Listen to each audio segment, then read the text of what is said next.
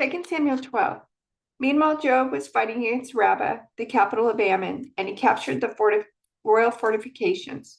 Joab sent messengers to tell David, I have fought against Rabbah and captured its water supply. Now bring the rest of the army and capture the city. Otherwise, I will capture it and get credit for the victory. So David gathered the rest of the army and went to Rabbah, and he fought against it and captured it. David removed the crown from the king's head, and it was placed on his own head. The crown was made of gold and set with gems, and it weighed 75 pounds. David took a vast amount of plunder from the city. He also made slaves of the people of Rabbah and forced them to labor with saws, iron picks, and iron axes, and to work in the brick kilns. That is how he dealt with the people of all the Ammonite towns. Then David and all the army returned to Jerusalem. Then David went to Rabbah and removed the crown from the king's head, and it was placed on his own head. The crown was made of gold and set with gems, and he found that it weighed 75 pounds. David took a vast amount of plunder from the city. He also made slaves of the people of Rabbah and forced them to labor with saws, iron picks, and iron axes. That is how David dealt with the people of all the Ammonite towns. Then David and all the army returned to Jerusalem. Now David's son Absalom had a beautiful sister named Tamar, and Amnon, her half-brother, fell desperately in love with her. Amnon became so obsessed with Tamar that he became ill. She was a virgin, and Ammon thought he could never have her. But Amnon had a very crafty friend, his cousin Jonadab. He was the sister of David's brother Shimeah. One day, Jonadab said to Amnon, What's the trouble? Why should the son of a king look so dejected morning after morning? So Ammon told him, I am in love with Tamar, my brother Absalom's sister. Well, Jonadab said, I'll tell you what to do. Go back to bed and pretend you are ill. When your father comes to see you, ask him to let Tamar come and prepare some food for you. Tell him you'll feel better if she prepares it as you watch and feeds you with her own hands. So Amnon lay down and pretended to be sick. And when the king came to see him, Amnon asked him, Please let my sister Tamar come and cook my favorite dish as I watch. Then I can eat it from her own hands. So David agreed and sent Tamar to Amnon's house to prepare some food for him. When Tamar arrived at Amnon's house, she went to the place where he was lying down so he could watch her mix some dough. Then she baked his favorite dish for him. But when she set the serving tray before him, he refused to eat. Everyone get out of here, Amnon told his servants, so they all left. Then he said to Tamar, Now bring the food into my bedroom and feed it to me here. So Tamar took his favorite dish to him. But as she was feeding him, he grabbed her and demanded, Come to bed with me, my darling sister. No, brother, she cried. No, my brother, she cried. Don't be foolish. Don't do this thing to me. Such wicked things aren't done in Israel. Where can I go in my shame? And you would be called one of the greatest fools in Israel. Please just speak to the king about it, and he will let you marry me. But Amnon wouldn't listen to her, and since he was stronger than she was, he raped her. Then suddenly Amnon's love turned to hate, and he hated her even more than he had loved her. Get out of here, he snarled at her. No, no, Tamar cried. Sending me away now is worse than what you've already done to me. But Amnon wouldn't listen to her. He shouted for his servant and demanded, Throw this woman out and lock the door behind her. So the servant put her out and locked the door behind her. She was wearing a long, beautiful robe, as was the custom in those days for the king's virgin daughters. But now Tamar tore her robe and put ashes on her head, and then with her face in her hands, she went away crying. Her brother Absalom saw her and asked, Is it true that Amnon has been with you? Well, my sister, keep quiet for now, since he's your brother. Don't you worry about it. So Tamar lived as a desolate woman in her brother Absalom's house. When King David heard what had happened, he was very angry. And though Absalom never spoke to Amnon about this, he hated Amnon deeply because of what he had done to his sister. 2 years later, when Absalom's sheep were being sheared at Baal Hazor near Ephraim, Absalom invited all the king's sons to come to a feast. He went to the king and said, My sheep shearers are now at work. Would the king and his servants please come to celebrate the occasion with me? The king replied, No, my son, if we all came, we would be too much of a burden on you. Absalom pressed him, but the king would not come, though he gave Absalom his blessing. Well, then Absalom said, If you can't come, how about sending my brother Amnon with us? Why Amnon? The king asked. But Absalom kept on pressing the king until he finally agreed to let all his sons attend, including Amnon. So Absalom prepared a feast fit for a king. Absalom told his men, Wait until Amnon gets drunk, then at my signal, kill him. Don't be afraid. I'm the one who has given the command. Take courage and do it. So at Absalom's signal, they murdered Amnon. Then the other sons of the king jumped on their mules and fled. As they were on the way back to Jerusalem, this report reached David. Absalom has killed all the king's sons, not one is left alive. The king got up, tore his robe, and threw himself on the ground. His advisors also tore their clothes in horror and sorrow.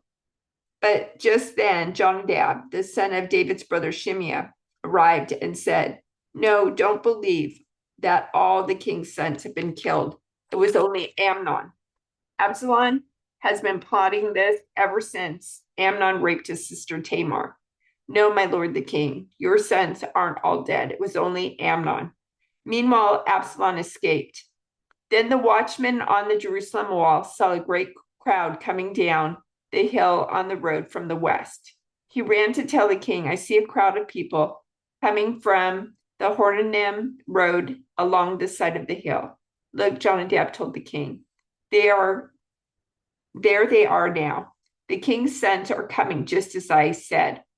They soon arrived, weeping and sobbing, and the king and all his servants wept bitterly with them. And David mourned many days for his son Amnon. Absalom fled to his grandfather, Talmai, son of Ammihud, the king of Geshur. He stayed there in Geshur for 3 years. And King David, now reconciled to Amnon's death, longed to be reunited with his son Absalom. Joab realized how much the king longed to see Absalom, so he sent for a woman from Tekoa who had a reputation for great wisdom. He said to her, Pretend you are in mourning, wear mourning clothes, and don't put on lotions. Act like a woman who has been mourning for the dead for a long time. Then go to the king and tell him the story I'm about to tell you. Then Joab told her what to say. When the woman from Tekoa approached the king, she bowed with her face to the ground in deep respect and cried out, "O king, help me." "What's the trouble?" the king asked. "Alas, I'm a widow," she replied. "My husband is dead. My 2 sons had a fight out in the field, and since no one was there to stop it, one of them was killed. Now the rest of the family is demanding, 'Let us have your son. We will execute him for murdering his brother. He doesn't deserve to inherit his family's property. They want to extinguish the only coal I have left, and my husband's name and family will disappear from the face of the earth. Leave it to me," the king told her. Go home, and I'll see to it that no one touches him." "Oh, thank you, my lord the king," the woman from Tekoa replied. "If you are criticized for helping me, let the blame fall on me and on my father's house, and let the king and his throne be innocent."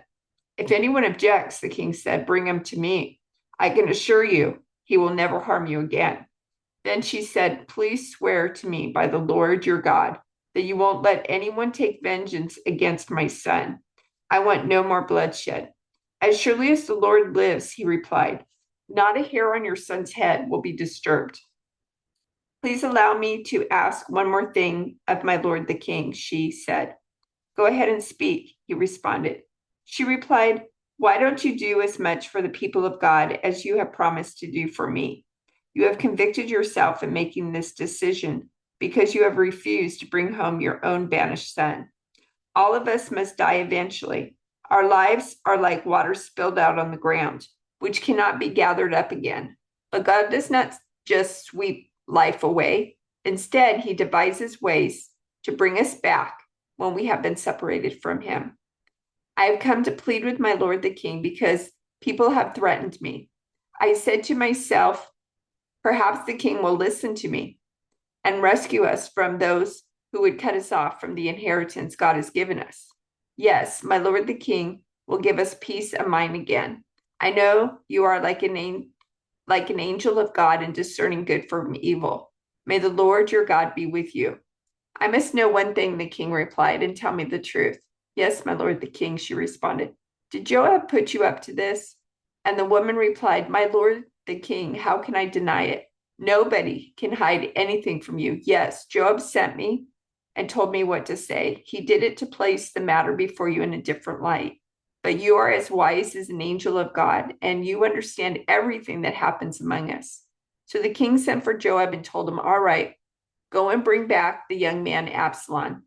Joab bowed with his face to the ground in deep respect and said, "At last I know that I've gained your approval, my lord the king, for you have granted me this request." Then Joab went to Geshur and brought Absalom back to Jerusalem. But the king gave this order: "Absalom may go to his own house, but he must never come into my presence." So Absalom did not see the king. Now Absalom was praised as the most handsome man in all Israel. He was flawless from head to foot. He cut his hair only once a year, and then only because it was so heavy. When he weighed it out, it came to 5 pounds. He had 3 sons and 1 daughter. His daughter's name was Tamar, and she was very beautiful. Absalom lived in Jerusalem for 2 years, but he never got to see the king. Then Absalom sent for Joab to ask him to intercede for him, but Joab refused to come. Absalom sent for him a second time, but again Joab refused to come. So Absalom said to his servants, "Go and set fire to Joab's barley field, the field next to mine."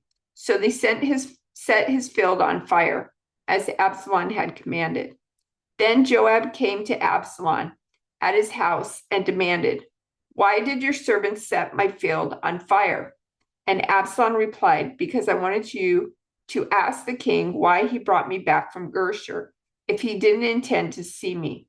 I might as well have stayed there. Let me see the king. If he finds me guilty of anything, then let him kill me."